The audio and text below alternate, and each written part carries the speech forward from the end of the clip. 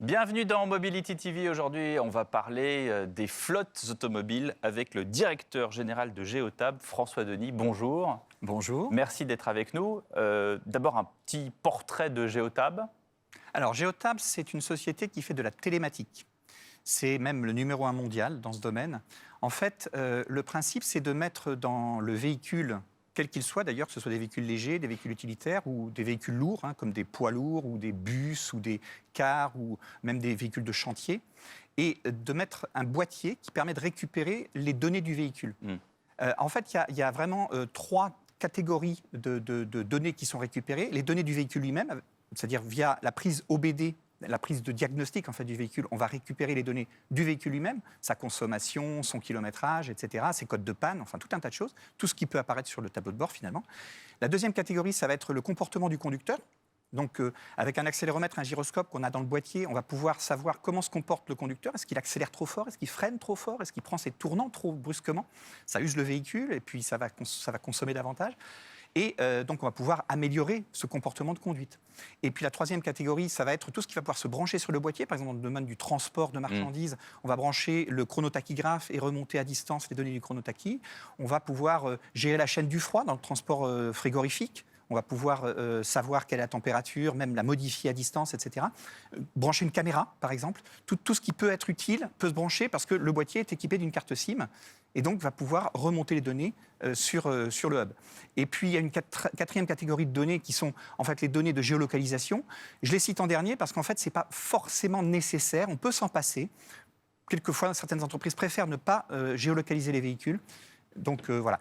Pour revenir à Geotab, la société elle-même, c'est donc le numéro 1 mondial créé en 2000, donc il y a 23 ans maintenant, par un fondateur qui est toujours le patron de la société aujourd'hui, un Sud-Africain qui a créé ça au Canada.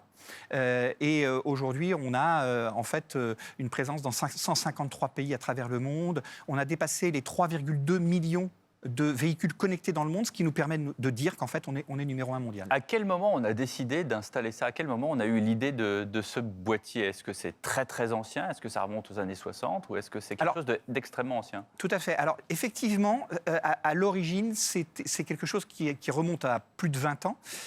Mais effectivement, Geotab a fait vraiment partie des tout premiers, avec quelques autres sociétés, à lancer ce service.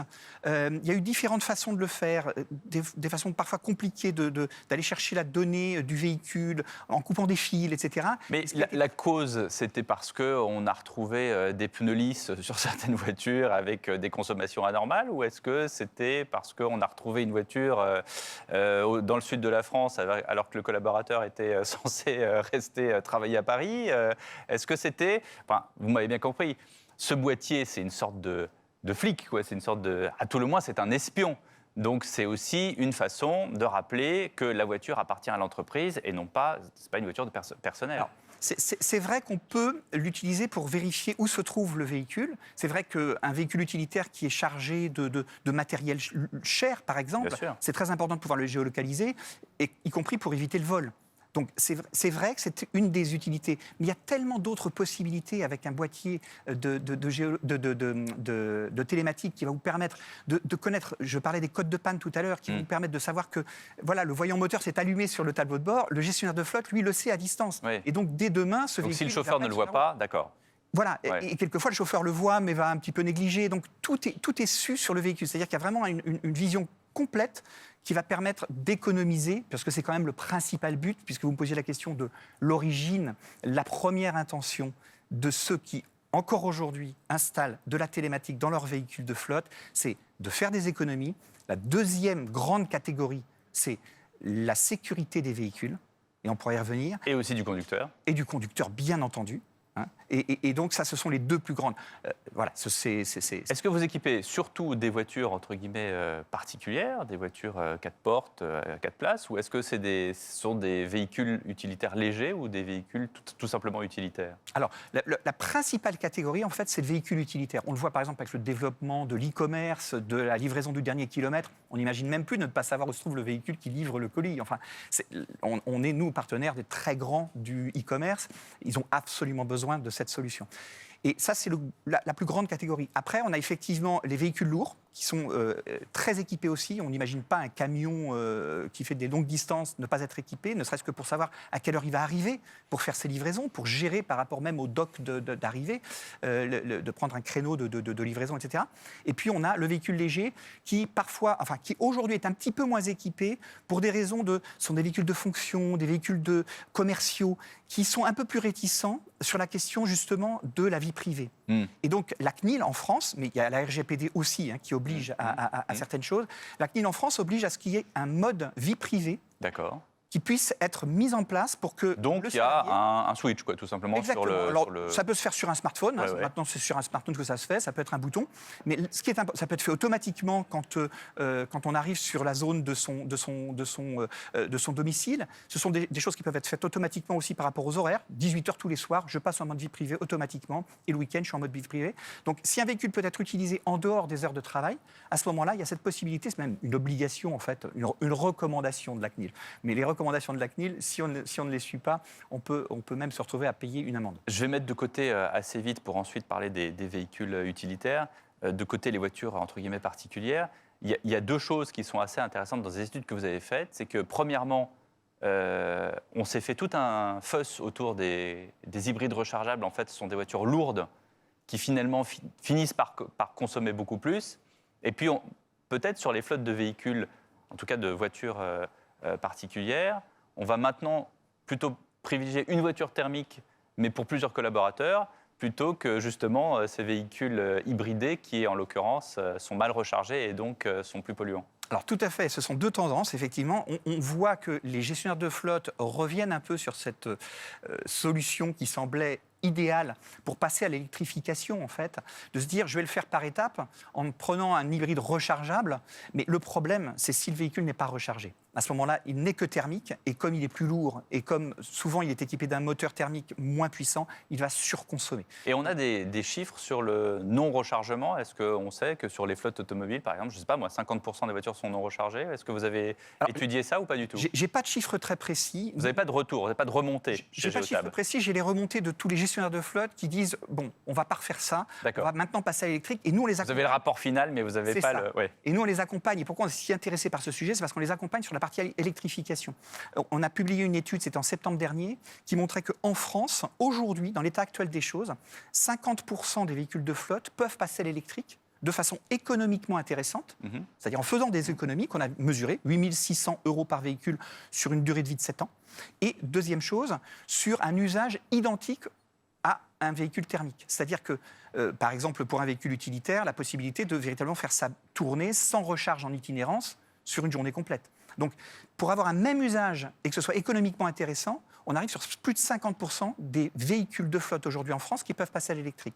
Et on les accompagne aussi, les gestionnaires de flotte, à choisir le véhicule électrique qui va correspondre, parce qu'on a, avec un certain volume, on va dire avec 3,2 millions d'unités, on a beaucoup de véhicules électriques maintenant dans les flottes, et on est capable de connaître véritablement les kilométrages que peuvent parcourir ces véhicules. Alors, je vais vous donner tort sur un sujet, François Denis. Il y a un problème sur certains véhicules électriques. Il y a certains véhicules électriques qui n'existent pas. On parle beaucoup des ZFE en ce moment et de la transition que devraient opérer notamment les artisans de leurs vieilles voitures ou de leurs vieux petits camions diesel. Et dernièrement, effectivement, sur Mobility TV, on a un artisan qui nous disait « mais petit plateau de 3,5 tonnes, en électrique, ça n'existe pas ». Alors, c'est assez difficile aussi cette transition pour les ZFE.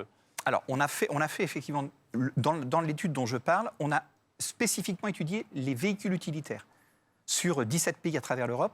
Pour la France, le résultat, c'est que 60% des véhicules utilitaires aujourd'hui pourraient passer à l'électrique. Donc, effectivement, il en manque 40%. Donc, il y a 40, ouais. Mais ces 40%, on le sait, aujourd'hui, ne sont pas disponibles. Mais ils vont l'être. D'un point de vue économique, mais ce qui ne veut pas dire que demain, je dis vraiment demain, je ne dis même pas après-demain, ça va très très vite. C'est pas dans 10 ans. Ça va très très vite. En réalité, les flottes vont vraiment pouvoir passer à l'électrique à 100% d'ici quelques années, parce qu'il y a une évolution des autonomies qui est extrêmement rapide. Et encore une fois, nous, on le mesure vraiment, on ne regarde pas uniquement le WLTP, on conseille nos clients avec un vrai kilométrage sur les véhicules constatés.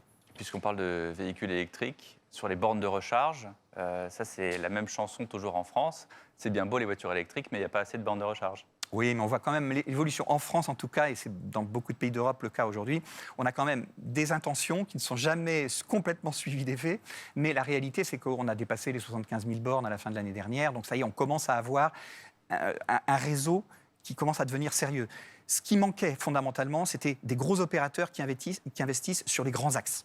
Et là, maintenant, ça y est, c'est le cas. Donc, on va avoir des bornes de recharge rapides sur les grands axes qui va permettre effectivement de faire aussi des longues distances, ce qui manque un petit peu, ce qui manquait jusqu'à présent sur les véhicules électriques. En fait, c'est ça qui est assez intéressant dans Geotab, c'est que vous êtes un acteur de la télématique, mais vous êtes aussi, vous faites partie du lobby de ceux qui veulent améliorer les choses en termes de mobilité en général. Alors complètement, parce qu'en fait c'est dans l'ADN de Geotab depuis l'origine. C'était la feuille de route du fondateur, laisser à ses enfants une planète meilleure. C'était sa feuille de route au début.